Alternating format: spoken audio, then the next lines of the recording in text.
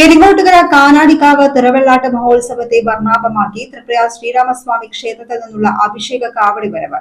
തിറവണ്ണാർക്ക് എതിരേൽപ്പ് എന്ന ചടങ്ങോടെ കാനാടിക്കാവ് മഹോത്സവത്തിലെ പ്രധാന അനുഷ്ഠാന ചടങ്ങിനും തുടക്കമായി.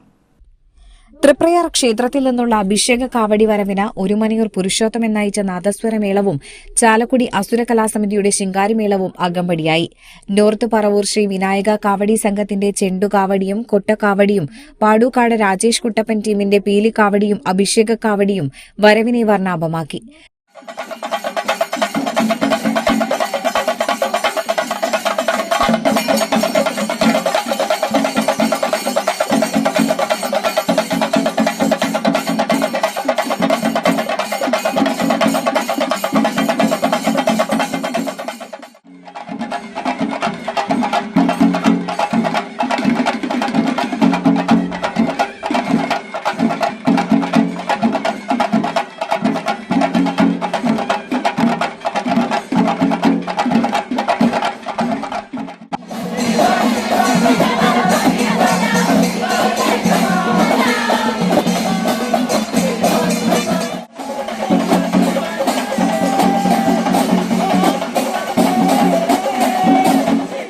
തൃപ്രയാർ കിഴക്കേനട താന്നീം സ്കൂൾ പരിസരം വെള്ളിയാഴ്ച ചന്ത എന്നിവിടങ്ങളിലെ സ്വീകരണത്തിന് ശേഷം പെരിങ്ങോട്ടുകര മൂന്നുംകൂടിയ സെന്ററിൽ അഭിഷേക കാവടിയെത്തി.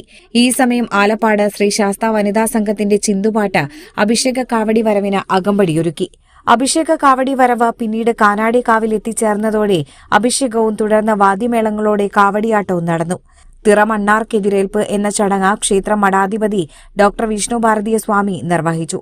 തുടർന്ന് പ്രസാദ ഊട്ടുവിതരണം നടന്നു. വൈകിട്ട് പറ്റ്, കേളി എന്നീ അനുഷ്ഠാന ചടങ്ങുകളും ദീപാരാധനാ സമയത്ത് നാദസ്വര വിദ്വാൻ ഔച്ചിറ ശിവദാസ് പ്രസന്ന അവതരിപ്പിച്ച നാദസ്വര കച്ചേരിയും അരങ്ങേറി.